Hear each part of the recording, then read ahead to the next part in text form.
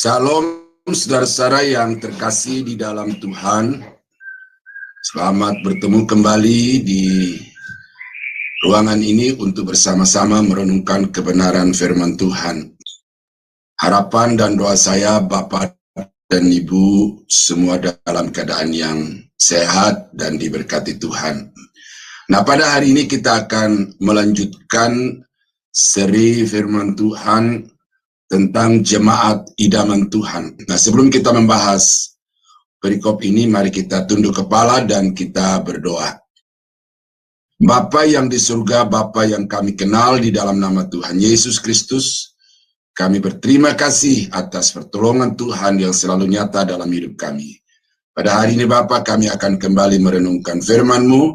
Tolong kami dengan Roh-Mu yang kudus, supaya firman Tuhan yang akan kami bahas pada hari ini kami mengerti dan kami dapat jadikan sebagai pedoman di dalam kami mengiring dan melayani Tuhan.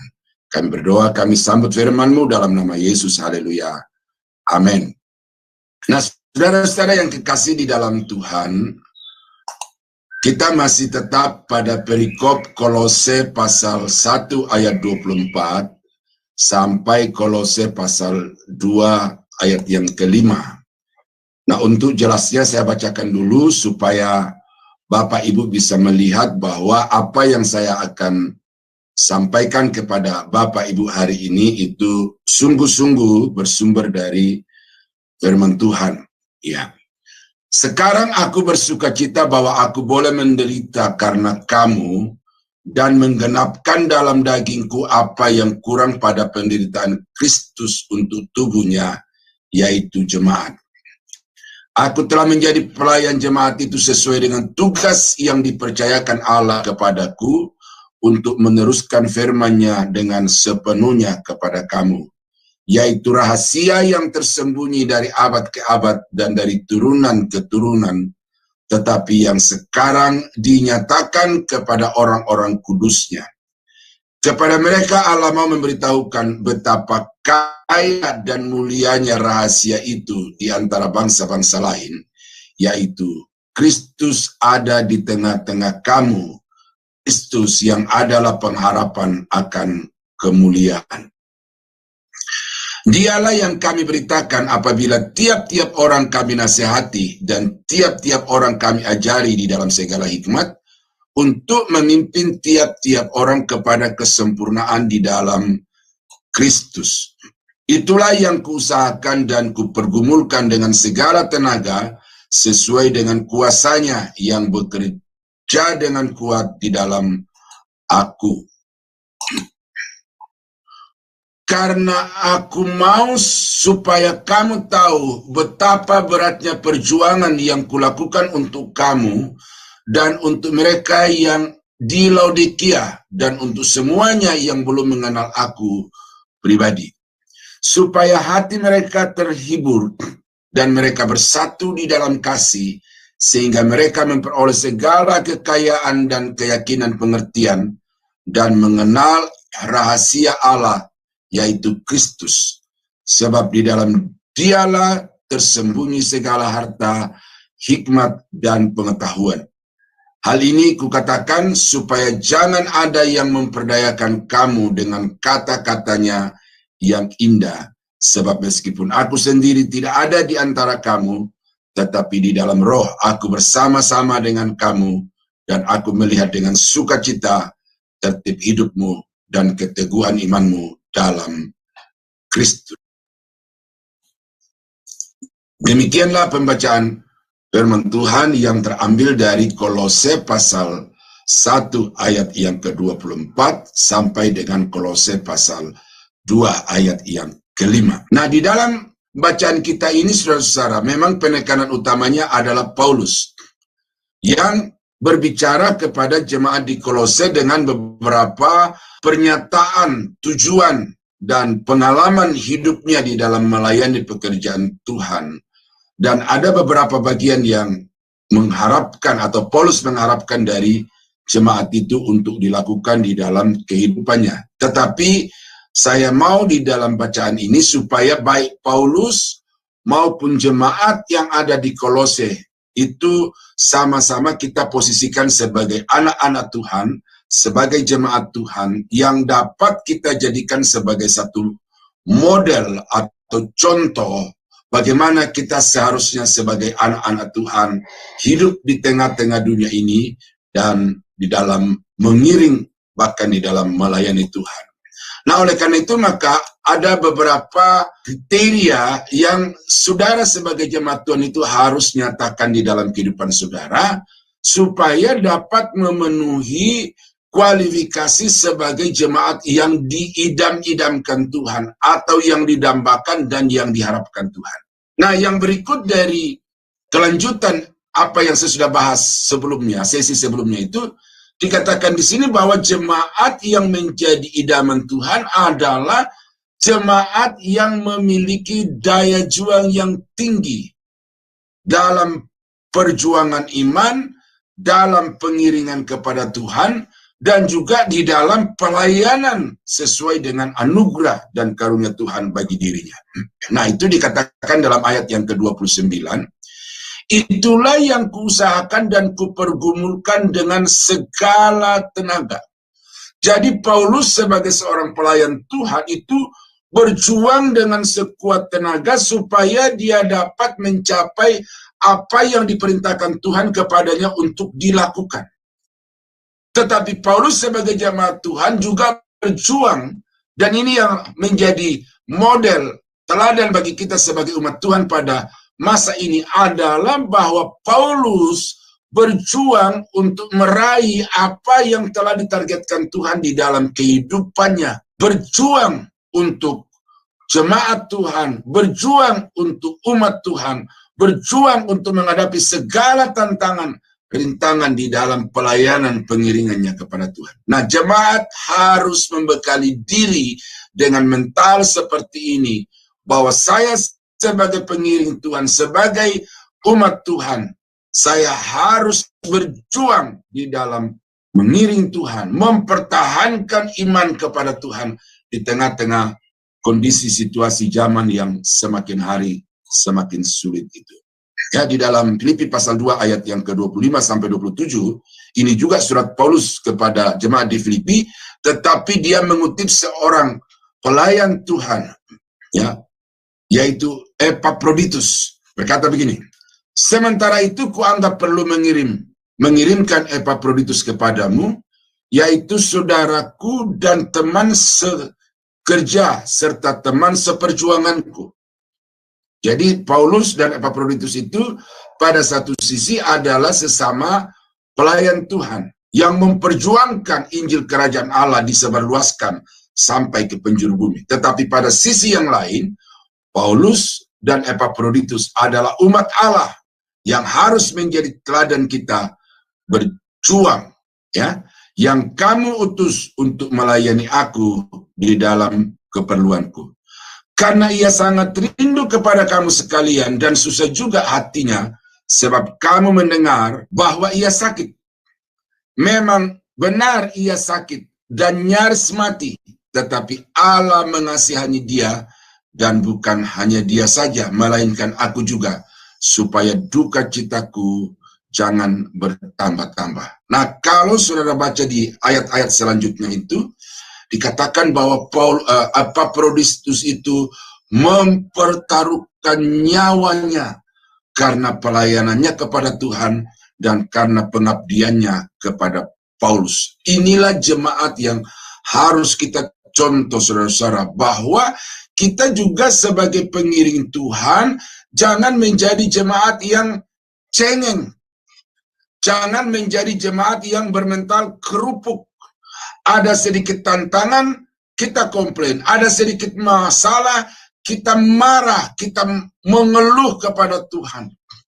Padahal Alkitab sudah mengatakan bahwa orang-orang yang mau mengiring Tuhan itu sedang diproyeksikan kepada satu kesempurnaan hidup yang sama seperti gambaran anaknya, yaitu Yesus di dalam Roma pasal 8, 29-30. Nah, oleh karena itu maka saudara harus tabah, harus kuat untuk menghadapi segala tantangan itu, berjuang. Ya.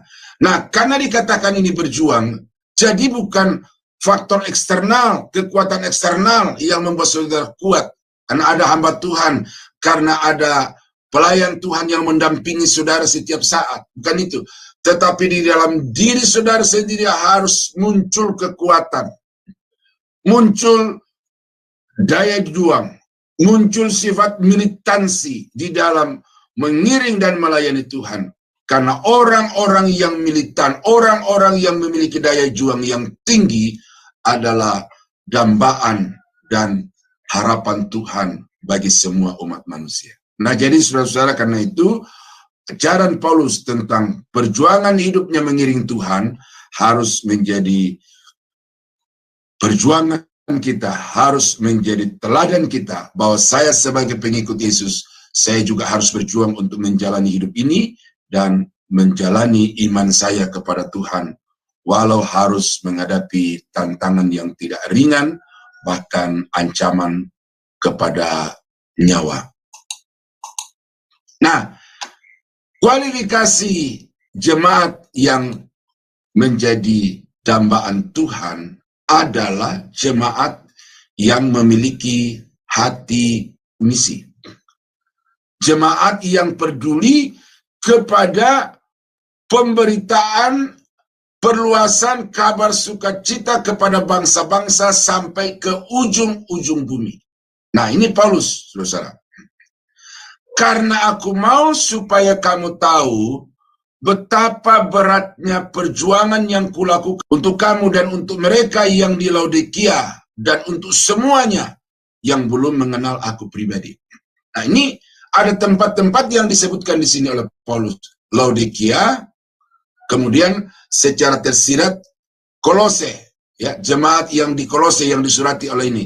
Tetapi juga Paulus menyebutkan tempat-tempat lain yang dia sudah kunjungi tetapi belum dikenal secara pribadi, yang namanya sudah berkumandang tetapi belum dikenal secara pribadi, dan Paulus rindu untuk mengunjungi daerah-daerah itu. Oleh karena apa? Karena Paulus itu adalah seorang anak Tuhan yang di dalam dirinya ada satu tanggung jawab misi, ada tanggung jawab pemberitaan Injil keselamatan kepada segala bangsa, kepada setiap suku, bahasa, dan kaum, adalah tanggung jawab untuk memberitakan Injil kepada setiap pribadi. Saudara harus mengambil tanggung jawab untuk pergi memberitakan Injil kepada segala bangsa, suku, kaum, dan bahasa. Ya, Paulus berkata, semuanya tempat-tempat yang dia kunjungi itu, tempat-tempat yang sudah masuk di dalam program untuk dikunjungi, untuk pergi menyatakan rahasia keselamatan di dalam Yesus Kristus melalui Injil, kabar baik itu. Dalam Filipi 1 ayat yang ke-7, Paulus berkata, memang sudahlah sepatutnya aku berpikir demikian akan kamu semua, sebab kamu ada di dalam hatiku. Oleh karena kamu semua turut mendapat bagian di dalam kasih karunia yang diberikan kepadaku, baik pada waktu aku dipenjarakan maupun pada waktu aku membela dan meneguhkan berita Injil. Jadi, saudara mungkin bertanya, saya kan seorang pegawai, seorang karyawan, seorang ibu rumah tangga yang tidak bisa pergi meninggalkan tugas-tugas itu. Saya terikat. Nah, tetapi memberitakan Injil itu bukan harus lintas negara, lintas suku. Di dalam suku di mana saudara berada, di dalam lingkungan masyarakat di mana saudara berada, saudara bisa untuk melaksanakan tugas misi itu dengan menjadikan diri sebagai saksi Kristus, menjadikan diri sebagai Injil yang terbuka yang dapat dibaca semua orang, sebagai orang yang kemudian dapat berkata-kata meyakinkan orang bahwa Yesus adalah Tuhan satu-satunya juru selamat. Tetapi ada pola-pola lain yang saudara bisa lakukan untuk bisa melakukan misi lintas wilayah, lintas suku, bahkan lintas negara, yaitu apa yang dilakukan oleh jemaat di Filipi. Jemaat di Filipi ini sadar bahwa mereka punya keterbatasan untuk melakukan perkunjungan misi ke wilayah-wilayah dan daerah-daerah, terutama yang jauh. Tetapi mereka dapat melakukan penjangkauan di tempat-tempat yang jauh itu dengan mengambil tanggung jawab di dalam bidang keuangan. Kalau saudara baca di dalam Filipi pasal 4 itu, bagaimana jemaat di Filipi itu berkali-kali mengirimkan bantuan dana untuk pelayanan, menunjang pelayanan Paulus kepada suku-suku yang belum terjangkau dengan Injil. Nah, ini perlu, saudara. Seorang pemberita Injil itu butuh berita, yaitu Injil. Ini pengetahuan teologi. Seorang pemberita Injil butuh waktu, karena dia harus pergi berhari-hari, berminggu-minggu, bahkan berbulan-bulan. Seorang utusan Injil itu butuh tenaga, perlu sehat. Karena kesehatan itu sangat menunjang pemberitaan Injil. Dan Paulus itu sangat peduli kepada kesehatan, sehingga dia bisa bergerak secara leluasa di dalam memberitakan Injil. Tetapi seorang penginjil juga, saudara-saudara, butuh makan, butuh minum, butuh istirahat. Jadi karena itu maka seorang utusan Injil itu perlu dana. Dan ini dipraktekkan oleh jemaat di Filipi dengan memberikan bantuan dana kepada Paulus untuk bisa pergi memberitakan Injil tanpa harus memusingkan diri lagi soal makan, soal minum, dan soal biaya transportasi. Nah, saudara bisa mengambil itu kalau memang saudara punya tanggung jawab sebagai anak Tuhan untuk melakukan misi pemberitaan Injil kepada bangsa-bangsa. Nah, saudara-saudara mesti hati-hati ini. Hari-hari ini kita digoncangkan dengan pemikiran teologi yang bertentangan dengan Alkitab. Kalau saudara tidak selektif di dalam memberikan bantuan keuangan, bantuan finansial, bantuan materialistik kepada hamba-hamba Tuhan, maka saudara bisa saja terjebak untuk justru mensponsori, mendukung, membackup secara finansial kepada pelayan-pelayan, pendeta-pendeta yang justru kontra Injil, kontra kebenaran firman Tuhan. Nah, karena itu maka saudara harus mengambil satu contoh jemaat di Filipi, dan Paulus juga berkata bahwa aku berdoa supaya kasih itu makin melimpah di dalam segala pengetahuan dan pengertian yang benar. Artinya, jangan sampai saudara salah mengaplikasikan kasih itu dengan asal beri, asal support, asal dukung. Tetapi pilih hamba-hamba Tuhan yang betul-betul sesuai dengan Injil di dalam ajarannya, memiliki tanggung jawab misi untuk memberitakan Injil kepada segala bangsa. Sebagai satu contoh konkret, channel Sema Adonai ini membutuhkan support dana. Hamba-hamba Tuhan yang terlibat di Sema Adonai adalah manusia-manusia biasa yang tetap butuh makan dan butuh minum. Dan karena itu, saudara harus melihat ajaran-ajaran dari pendeta-pendeta itu dan supportlah kepada yang betul-betul dapat memberitakan Injil itu secara benar dan bertanggung jawab. Ya, jangan sampai saudara mensponsori, mendanai, membackup dengan dana pendeta-pendeta yang justru menyangkal Yesus sebagai Tuhan, menyangkal Alkitab sebagai kebenaran firman Allah. Itu yang kedua hari ini.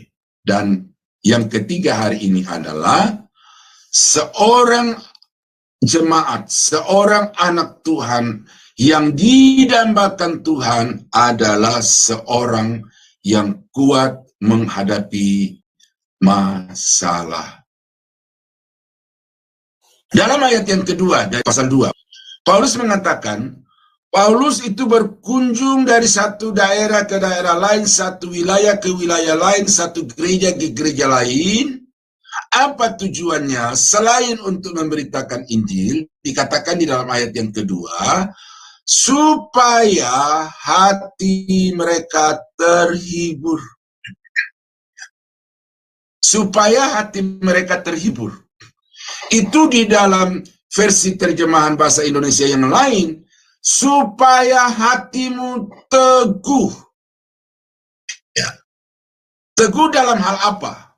Ya. Di poin 1 pada hari ini yang saya sudah sampaikan tadi, teguh menghadapi segala tantangan hidup yang datang dari luar, karena situasi sosial, karena situasi politik, karena situasi ekonomi, ya, tetap maju, tetap mengiring Tuhan menghadapi tantangan yang bersifat eksternal itu.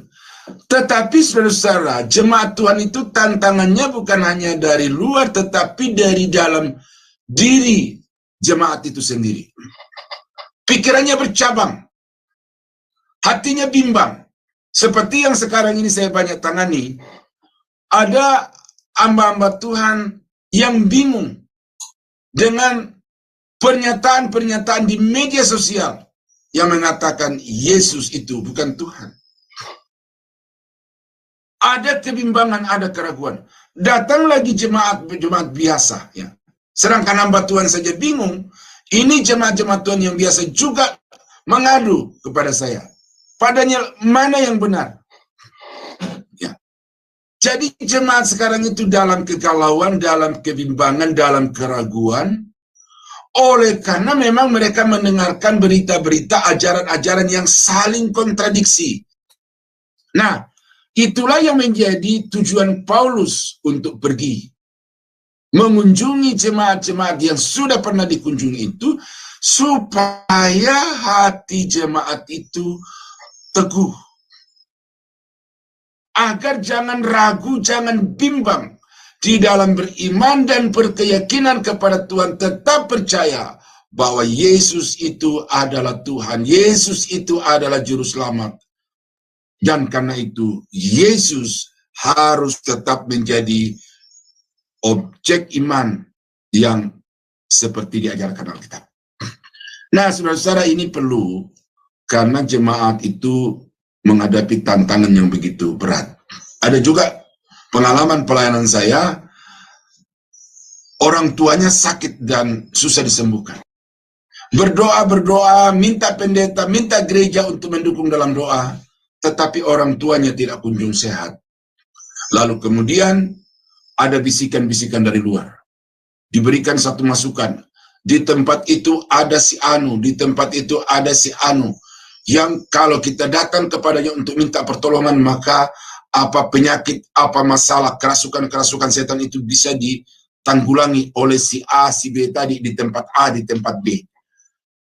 Ini tantangan yang kemudian terinternalisasi ke dalam pikiran, maka akhirnya jemaat itu mengalami gejolak di dalam dirinya, bahkan di dalam imannya kepada Tuhan. Nah, saudara-saudara yang kekasih di dalam Tuhan, saya sebagai hamba Tuhan hari ini harus mengatakan kepada saudara, saudara akan terus menghadapi tantangan secara eksternal dan internal. Tetapi Alkitab mengatakan bahwa tidak ada jalan lain untuk saudara bisa memperoleh keselamatan kecuali di dalam Yesus. Itu satu. Bahwa Yesus adalah Allah di atas segala Allah, Tuhan di atas segala Tuhan, yang sanggup untuk menyelesaikan semua problem masalah hidup saudara. Karena itu tetaplah percaya, miliki iman yang teguh, bahwa sungguh Yesus itu adalah Tuhan. Dia berkata, marilah kepadaku semua yang letih lesu dan berbeban berat, maka aku akan memberikan kepadamu kelegaan. Undangan itu jangan sampai saudara tukar dengan bisikan-bisikan yang belum tentu, belum pasti, bahkan yang nggak jelas juntrungannya. Dalam Lukas pasal 12 ayat yang keempat, aku berkata kepadamu, hai sahabat-sahabatku, janganlah kamu takut terhadap mereka yang dapat membunuh tubuhmu dan kemudian tidak dapat berbuat apa-apa lagi. Ya, janganlah kamu takut kepada orang-orang yang mengancam. Jangan takut terhadap tantangan-tantangan yang datang dari luar. bahkan yang mungkin memberikan kepadamu pilihan yang sulit. Mau percaya kepada Yesus dan leher putus nyawa melayang, atau menyangkal Yesus dan tetap hidup. Ya, ini pilihan yang sulit. Tetapi Yesus berkata, janganlah kamu takut kepada mereka yang memang sanggup membunuh tubuhmu, tetapi tidak bisa berbuat apa-apa terhadap jiwamu. Karena itu aku beritahukan kepadamu, kepada siapa kamu harus takut. Takutlah kepada Allah yang selain berkuasa untuk membunuh tubuh, Dia juga berkuasa untuk melemparkan jiwamu ke dalam neraka, penghukuman, penderitaan yang kekal selama-lamanya. Nah, jadi karena itu saudara, miliki keteguhan hati, miliki keteguhan percaya kepada Tuhan. Jangan mudah digoncang, jangan mudah dipengaruhi, tetapi tetap berpegang pada prinsip, Yesus Tuhanku, Juru Selamatku, sanggup untuk memberikan kepadaku kelegaan atas semua masalah persoalan yang sedang aku hadapi. Alkitab berkata saudara bahwa menjelang kedatangan Tuhan yang kedua kali, persoalan, masalah, kesulitan akan bertambah-tambah, kejahatan akan bertambah-tambah. Dan selama orang itu hidup, walaupun dia beriman dengan sempurna kepada Yesus, dia akan menghadapi berbagai tantangan, kesulitan dalam hidup ini. Tetapi sebagai jemaat yang mau memenuhi standar jemaat yang diidam-idamkan Tuhan, maka pada hari ini saya beritahukan kepada saudara, tetaplah kuat, tetaplah teguh, jangan mau digeser, jangan mau beralih kepada yang lain, tetapi tetap kepada Yesus, tetap kepada Alkitab sebagai kebenaran dan firman Allah. Nah, saudara-saudara, itulah 3 hal yang saya sampaikan pada hari ini. Apa yang Tuhan inginkan dari saudara? Pertama hari ini adalah kuat menghadapi masalah, tangguh menghadapi masalah. Yang kedua adalah jadilah jemaat yang terlibat secara langsung ataupun tidak langsung di dalam misi pekabaran Injil kepada segala bangsa. Dan yang ketiga, teguhkan hatimu, tetapkan imanmu, bulatkan keyakinanmu. Yesus adalah Tuhan dan Juru Selamat. Nah, kiranya renungan firman Tuhan pada hari ini dapat menjadi berkat bagi Bapak Ibu, dan saya berdoa supaya Roh Kudus terus mengingatkan dan memperjelas firman ini kepada saudara, sehingga dimanapun saudara berada, saudara dapat menjadi jemaat yang diidam-idamkan Tuhan. Kita tunduk kepala, kita berdoa. Terima kasih Bapak untuk renungan firman-Mu. Walaupun singkat sederhana, tetapi telah memberikan kepada kami satu poin-poin yang jelas, apa yang harus kami lakukan untuk memenuhi kriteria jemaat yang diidam-idamkan Tuhan. Terima kasih untuk Rasul Paulus yang Tuhan beri inspirasi yang luar biasa, sehingga dia dapat menyingkapkan kepada kami apa yang Tuhan kehendaki untuk kami lakukan dalam hidup ini sebagai jemaat Tuhan. Terima kasih Bapa, hamba mengucap syukur juga untuk kesempatan yang Tuhan beri untuk bisa menyampaikan firman Tuhan ini kepada umat Tuhan dimanapun mereka berada. Dan karena itu Tuhan teruslah pakai hamba-Mu untuk dapat menyingkapkan juga rahasia-rahasia yang terselubung di dalam firman Tuhan. Kami berdoa mengucap syukur berterima kasih dalam nama Yesus Tuhan dan Juru Selamat kami. Haleluya. Amin.